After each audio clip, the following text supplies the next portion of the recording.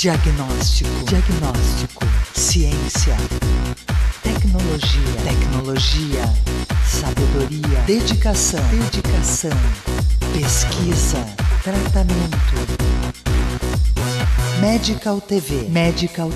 A vida e a medicina. Tema de hoje: distúrbios do sono. Com os médicos Gisele Bassani, medicina do sono; Raquel Bordim, otorrinolaringologista; Fabrício Fortuna, pneumologista; Eduardo Sassi, psiquiatra; Charles Dalegrave, eletrofísio cardíaco; Rafael Pauletti, neurologista; Marina Ártico, otorrino com a dentista; Natália Guerra, com a psicóloga Flávia Bernardi e com o instrutor de yoga Vinícius Rocha.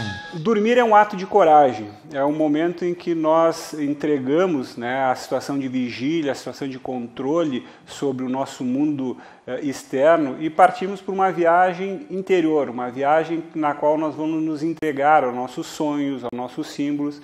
E isso é também um momento muito importante no ciclo da vida do homem. A pessoa precisa descansar para repor as suas energias, para conseguir ter atenção, concentração e toda a energia necessária para um dia seguinte. Os distúrbios do sono mais comuns são a roncopatia, que é o famoso ronco. Nós temos a insônia, que é aquele paciente que não consegue dormir ou tem dificuldades de conciliar um sono. E nós temos também as apneias do sono, que podem vir acompanhadas de ronco ou não. Normalmente, o paciente que ronca tem apneias. As apneias do sono são paradas respiratórias noturnas ou diurnas se o paciente dormir de dia. Mas é aquele paciente que está respirando e dormindo, roncando ou não, e o paciente simplesmente para de respirar. Normalmente as mulheres procuram atendimento mais do que os homens, mesmo sabendo que a prevalência de ronco é muito maior nos homens. Uma coisa que a gente tem que avaliar é o seguinte: as mulheres têm uma prevalência maior de insônia do que os homens. A partir mais ou menos dos 50 anos, o casamento de homem e mulher é mais ou menos faixa de Gaza, porque o homem ronca, tem a apneia do sono, e a mulher tem insônia. Então, não roncar é muito importante. As pessoas não consideram muito isso, mas dormir com alguém que ronca é muito ruim, porque nós conseguimos dormir por um período da noite que é o sono mais restaurativo, mais descansado. Se porventura nós acordamos, para instalar o sono de novo é muito difícil. O barulho causado pelo ronco é quando este ar passa pela cavidade, tem uma obstrução, faz com que as paredes da garganta vibrem e aí se produz o barulho do ronco. Isso vai tirando a qualidade do casamento e em alguns casos até realmente levam a divórcio. A esposa começa na verdade a dormir em outro quarto, não consegue mais dormir com o marido e isso vai piorando progressivamente. Em relação ao tratamento do ronco no adulto, nós tratamos então rinite alérgica, como deve ser tratada, as cirurgias eventuais que necessitam ser feitas no nariz, mas em relação à cirurgia do ronco, que é uma cirurgia muito eficaz, como ela traz uma sensação muito desagradável para o paciente no pós-operatório, o paciente tem muita dor nessa cirurgia. Por mais medicado que esteja, nós nos reservamos o direito de indicá-la quando as outras terapias não funcionam. Então é uma cirurgia resguardada para um caso um pouco mais grave. Num primeiro momento, nós estamos indicando o uso de um aparelho ortodôntico muito eficaz para o ronco. É um aparelho intrabucal, fácil de ser levado em viagens, avião, ônibus, para praia. Qualquer lugar o paciente vai acampar, pode levar. É um aparelho que os dentistas fazem, é um aparelho que não tem um custo muito elevado e ele funciona muito bem. A odontologia trata estes distúrbios através do uso de um aparelho intraoral, como este, confeccionado a partir de 2 placas de acetato, adaptadas na arcada superior e inferior, unidas posteriormente. O que este aparelho faz? Ele projeta levemente o queixo para frente, fazendo com que a posição da língua fique de uma forma mais adequada, facilitando a passagem do ar. A partir da primeira noite de uso, o paciente normalmente não ronca mais. Chegou um ponto que eu mesmo me sentia extremamente desconfortável, tanto no contato com pessoas, em viagem, por exemplo, dividir quarto de hotel, e em casa, com a família, e o ronco é um problema, né? E acaba virando até piada, né? Mesmo você dormindo sozinho, chega um ponto que você acorda. A partir do momento que eu comecei a usar o aparelho, né, eu me sinto bem melhor. Os homens, eles têm uma tendência a não encarar o ronco como um problema. As mulheres reclamam do ronco, mas os companheiros dizem, não é tanto assim. E como a mulher é acostumada a ser mais tranquila em relação às coisas do marido, vai levando até se tornar insuportável. O ronco masculino é bem mais frequente que o ronco feminino. As mulheres se cuidam mais, as mulheres têm menos ganho de peso com a idade, algumas, claro, mas normalmente é um problema mais masculino do que feminino.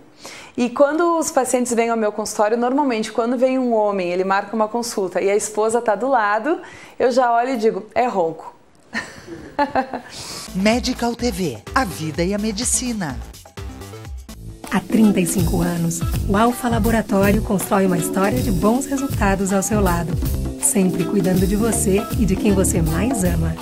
Alfa Laboratório, para a vida inteira.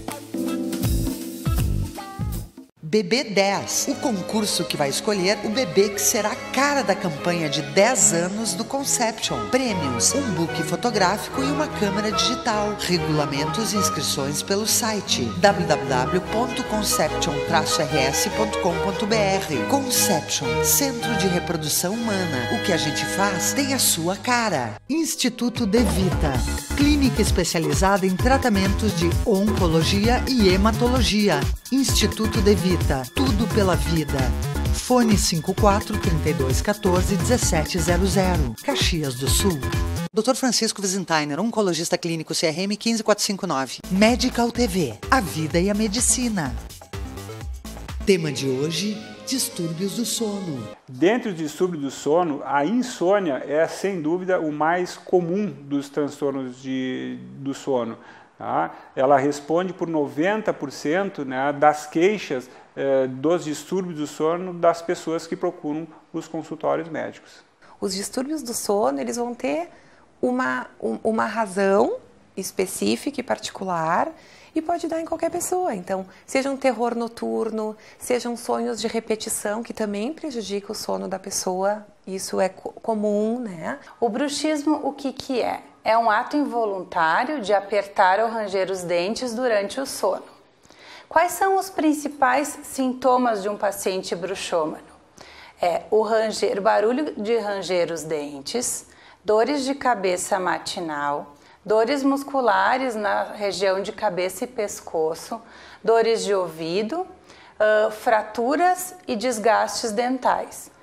O bruxismo tem causas multifatoriais, mas sabemos que a principal dela é uma excessiva tensão emocional, relacionada a períodos de estresse ou alguns tipos de personalidade. A insônia pode ser uma insônia de iniciar o sono, uma insônia de manutenção ou um despertar precoce. A insônia de início de sono é aquele paciente que fica rolando na cama e que demora pelo menos mais de 30 minutos para conseguir adormecer. A insônia de manutenção é caracterizada por despertares frequentes durante a noite, ou um despertares breves, ou um despertar mais longo e muitas vezes até com muita dificuldade em reiniciar o sono. E o despertar precoce é um paciente que está acordando mais cedo do que o horário que ele acordava normalmente. A insônia também ela pode ter origem medicamentosa, né? A pessoa pode estar fazendo tratamento para algumas situações, né, clínicas ou até mesmo psiquiátricas, e isso pode interferir no seu sono. pega-se um exemplo de pessoas que podem estar fazendo uso de medicamentos ou suplementos alimentares para poder emagrecer, e nesses suplementos há substâncias que ativam o sistema nervoso central, e isso pode momentaneamente dificultar a qualidade do sono dessa pessoa. A insônia, ela se caracteriza por uma diminuição na quantidade do tempo de sono, mas também na diminuição na qualidade do sono. E também assim, com uma diminuição, por exemplo, no sono REM, uma diminuição no sono de ondas lentas, porque no sono REM, que é o sono mais profundo, mais ou menos 20 a 25% do total do sono que nós temos durante a noite. Esse sono REM é responsável por nos deixar bem durante o dia. O cérebro, ele não zera, ele não fica zerado durante o sono. Ele tem um mínimo movimento. Então, o sonho, ele dá uma outra elaboração, que a gente vai chamar de elaboração onírica, que vai proteger o sono. Então, um indivíduo que sonha bem também é um indivíduo que dorme bem. Por nos deixar, fixar todas as informações que a gente teve no dia anterior. Então não adianta tu ir numa aula, tu aprender e depois tu ir dormir, ter uma privação de sono durante a noite, fica com um tempo de REM muito curto, tu não vai conseguir fixar. Para quando a insônia passa a ser mais duradoura, que dura mais do que 4 semanas, mais do que 3 a 4 dias por semana, ela se torna um problema maior. Ocasional é quando nós estamos passando por alguma dificuldade, por algum momento da vida, um trauma, uma perda, uma separação, a perda de um ente querido. Se ficar o tempo inteiro vigilante, né, esse estado de vigília onde se tem pouco descanso, vai trazer lesões, vai lesar o sujeito na sua vida afetiva, profissional, né? Casos de estudo, a pessoa dorme mal, como é que tu estuda, como é que tu trabalha? A insônia pode ser uma insônia neurofisiológica, ou seria assim o medo de dormir, ou uma insônia aprendida. Então muitas vezes o paciente, aconteceu um evento, ele começou a não dormir bem naquele período, passou aquela fase na vida dele, mas ele já vai para o quarto, olha para a cama e ele já, pronto, eu não vou dormir essa noite. A gente tem que aconselhar nesses casos também o paciente fazer uma terapia cognitiva comportamental. É literalmente reaprender a dormir, tirar a ansiedade com o local do domicílio em que ele dorme. É muito comum também a associação de insônia com depressão, né? E às vezes difícil de estabelecer qual é a causa e qual é o efeito. As pessoas que chegam aos consultórios com sintomas de apatia, desânimo, né, 70% a 80% das pessoas que referem sintomas depressivos vão relatar uma dificuldade no seu sono. Então esse é um perfil bastante interessante do paciente. E nessa terapia comportamental cognitiva, vai ser orientado para o paciente medidas de higiene do sono, que são coisas que que as pessoas em geral, nós também acabamos não levando tanto em consideração no dia a dia. Então o que seria? Horário para deitar, horário para acordar. Isso é muito importante, a gente vai ciclando e vai ensinando o nosso cérebro a dormir e acordar. Além disso, acalmar o ambiente durante a noite. Então não ficar no computador até a última hora, assim, apagou a luz, vou dormir, porque é um estímulo auditivo, um estímulo visual, mesmo na televisão. A higiene do sono abrange uma baixa luz, então a luminosidade tem que ser pouca ou nenhuma. O silêncio, importante estar num ambiente calmo, que não vai ouvir barulho de rua, barulho mesmo dentro de casa. Uma cama que seja confortável, de acordo com o desejo da pessoa. Evitar uma alimentação pesada logo antes de dormir, evitar o uso de muito bebida, de ingesta de líquidos, para não precisar acordar também durante a noite. A melatonina no nosso organismo é responsável pela indução, pelo início do sono. Ela diminui a nossa temperatura do corpo, induzindo a questão do sono. Se o paciente não está no ambiente escuro, ele não vai ter essa produção de melatonina, vai ter mais dificuldade para iniciar o sono. Medical TV, a vida e a medicina. O Fátima Educação, através da faculdade da Escola Profissional, forma pessoas na área de gestão e saúde. Estude administração, enfermagem, nutrição, fonoaudiologia, técnico em enfermagem ou técnico em radiologia.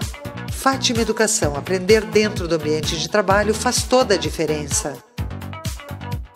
A Clínica Giovanardi é especialista no tratamento clínico e cirúrgico de doenças do aparelho digestivo. Utiliza tecnologia de videolaparoscopia avançada e uma equipe multidisciplinar, oferecendo também acompanhamento psicológico e nutricional. Clínica Giovanardi, 54-3223-1257. Rafael Giovanardi, MD, PhD, cirurgia do aparelho digestivo. Medical TV, a vida e a medicina.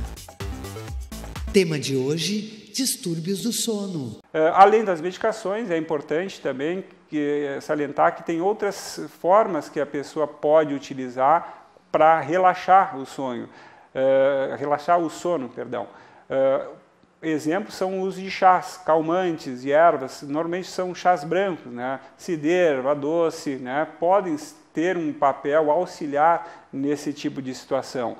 Alguns exercícios de yoga, que é o controle da respiração, né, que isso provocaria um aumento da capacidade de CO2, né, e isso daria uma certa sonolência, também são utilizados como uma forma de auxiliar. Eu já tive vários alunos que tiveram esse problema de distúrbio do sono e que em poucas práticas conseguiram um resultado bem bom, né, inclusive diminuindo remédios.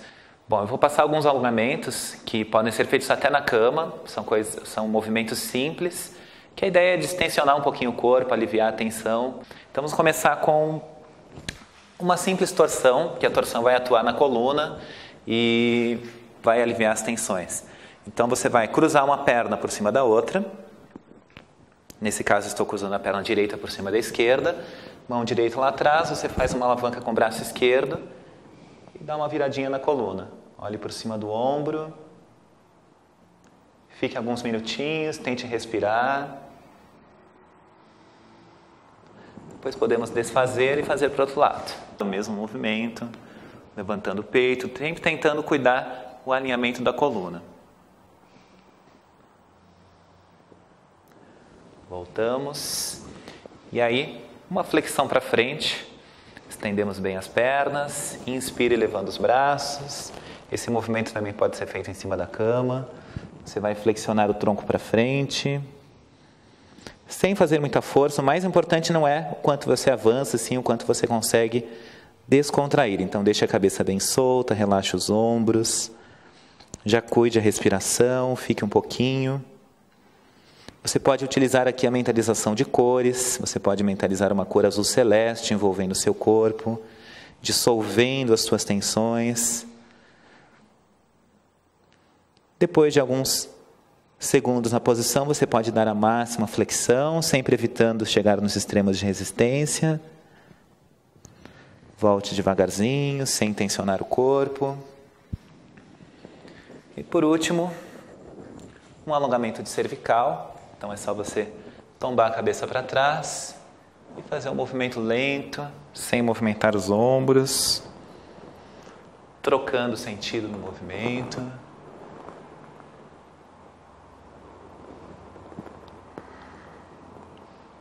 Faça algumas vezes, retorne.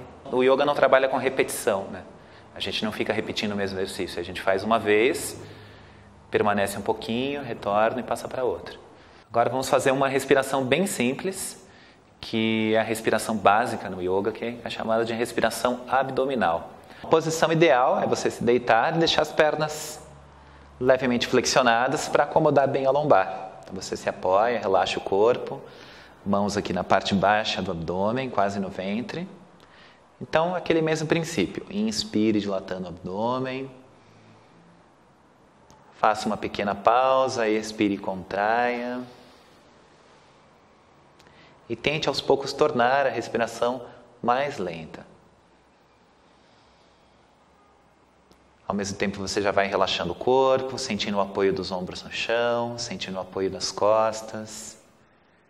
Concentrando-se em dissolver cada ponto de tensão. Deixando uma sensação de bem-estar preencher todo o seu corpo. O ideal é fazer isso durante uns 5 minutos. Outro exercício que eu recomendo é um exercício bastante conhecido, mas poucas pessoas sabem realmente como se faz. E é uma técnica simples, é a meditação. A meditação é um estado em que você para os seus pensamentos, um estado em que você consegue concentrar a sua mente num único ponto, num único pensamento. Então a ideia é deixar a sua consciência fluir por um canal que está acima da mente. É bem simples o exercício, mas exige alguns anos de treinamento. O que você tem que fazer é escolher um objeto de concentração e treinar focando sua consciência, sua mente nesse objeto. Então vou dar um exemplo. Você pode fechar os olhos, encaixar a coluna. A posição ideal é com as pernas cruzadas, as costas eretas. Se você quiser se encostar em na parede ou na cama, não tem problema. O importante é você manter a sua coluna alinhada.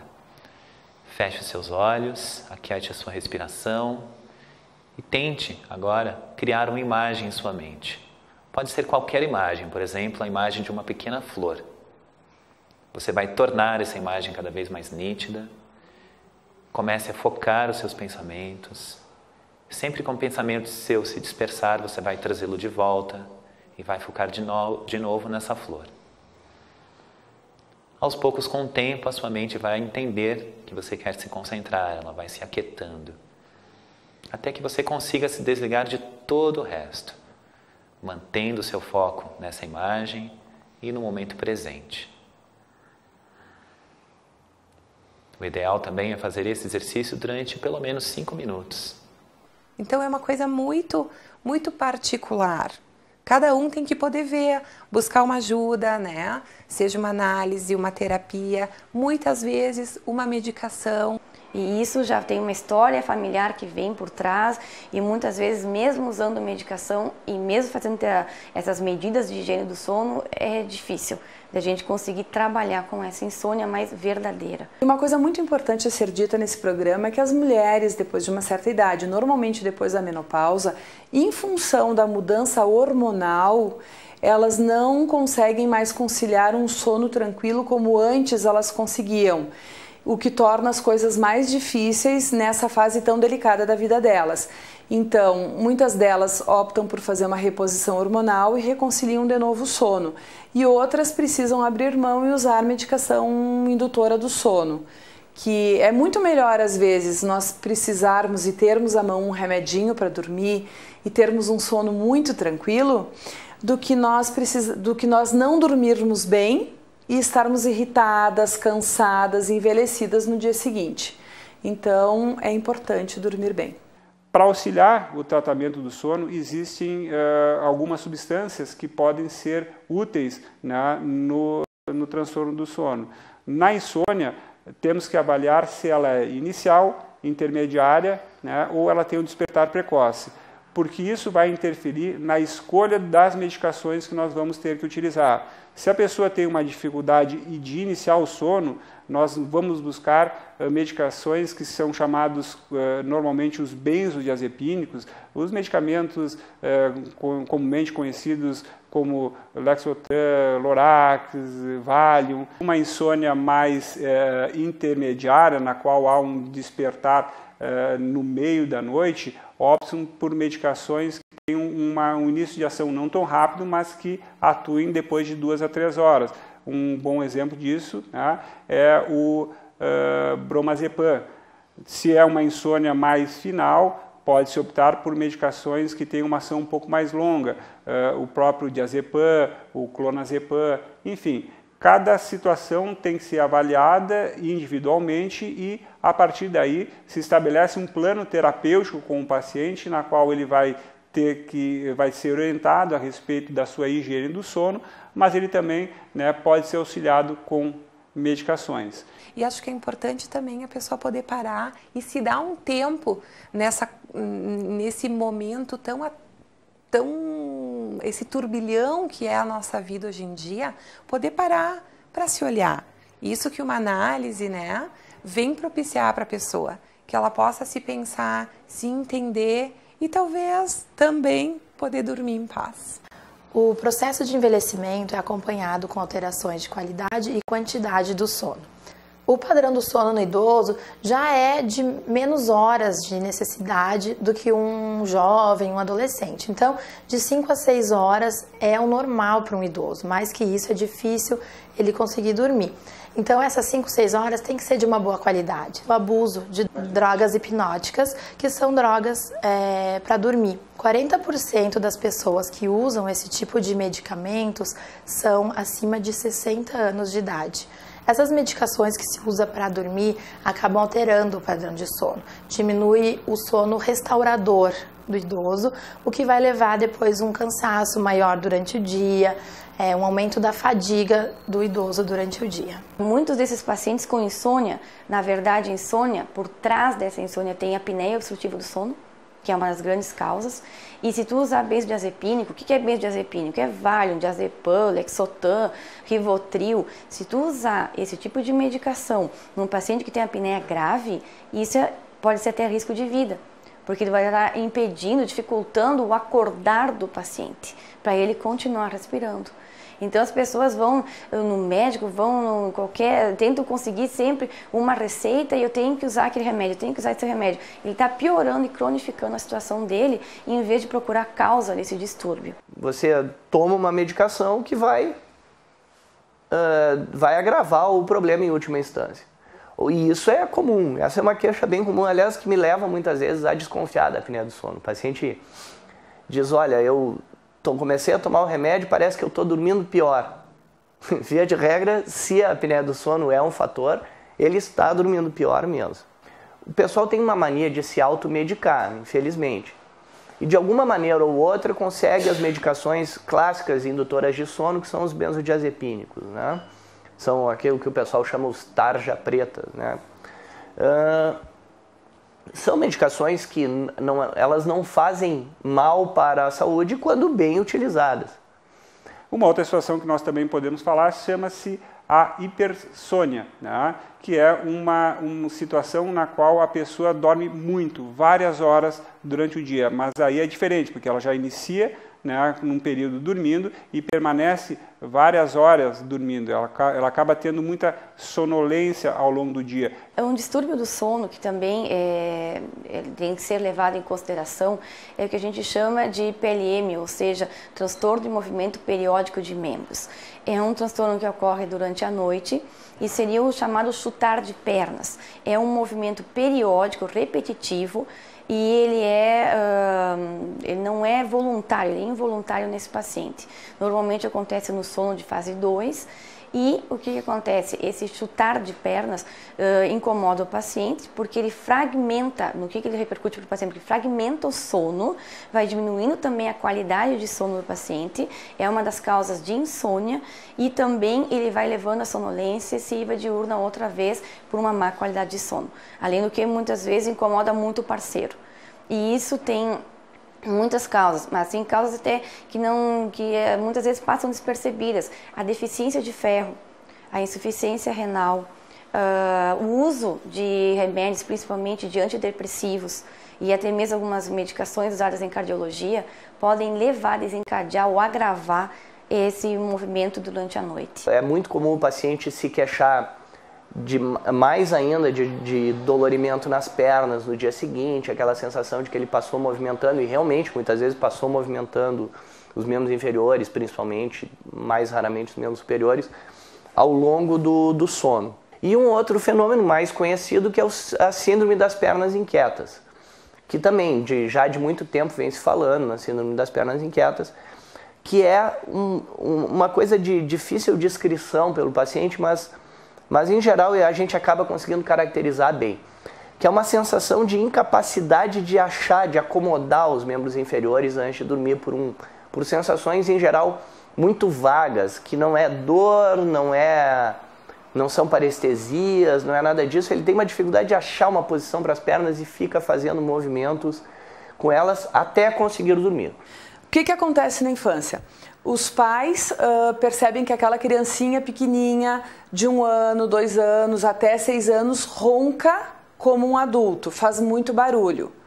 Essas crianças não têm um sono tranquilo, elas se destapam a noite inteira, elas têm suores noturnos, pesadelos, elas sentam na cama, elas gritam, elas conversam de noite. Então são crianças que têm um sono de uma qualidade muito ruim.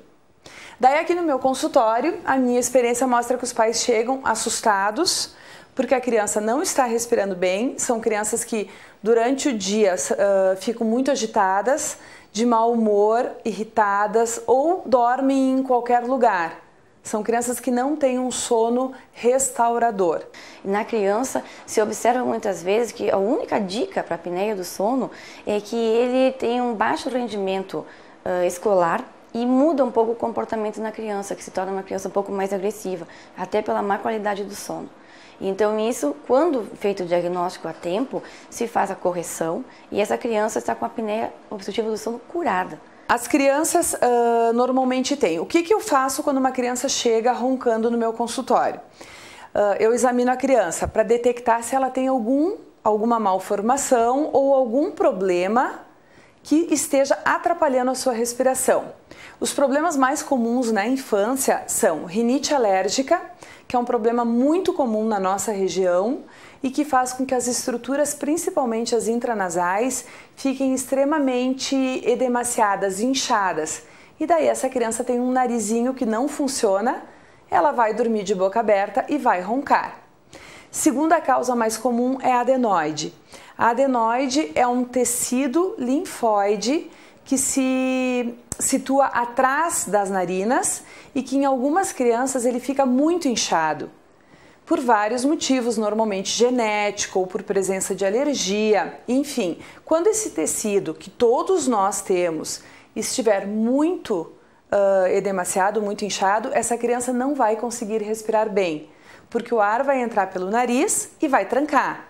Então essa criança vai abrir a boca para respirar.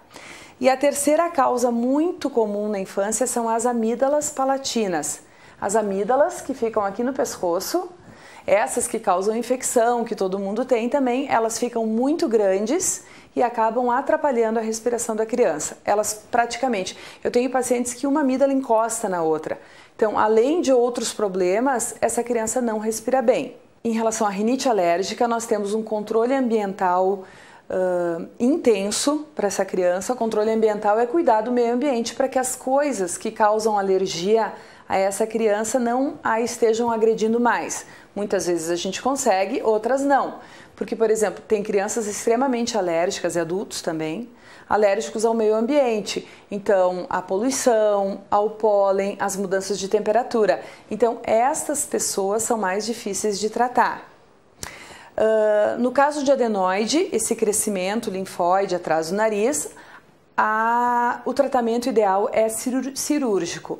E é um tratamento cirúrgico feito numa idade onde a criança ainda não apresentou nenhuma deformidade do rosto. Porque se nós deixarmos essa criança respirando muito tempo pela boca, ela vai criar algumas deformidades crânio-faciais de face que depois dificilmente serão tratadas. E as amígdalas, a mesma coisa. Se as amígdalas forem extremamente grandes, amígdalas gigantes, e estiverem atrapalhando o fluxo aéreo normal dessa criança, também nós indicamos a cirurgia. Em relação à idade adulta, nós temos os mesmos problemas da infância, então a pessoa pode ter uma rinite alérgica muito forte, e nós temos um problema que normalmente na infância não se manifesta, e sim depois do crescimento, na puberdade, que é o desvio de septo nasal. Então, o septo nasal é essa divisória entre uma narina e outra, como se fosse a parede dividindo 2 quartos. Se essa parede estiver torta, um dos compartimentos vai ter menos espaço ou até os 2, e esse paciente não vai respirar bem.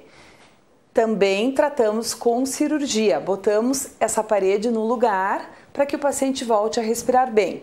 Medical TV, a vida e a medicina.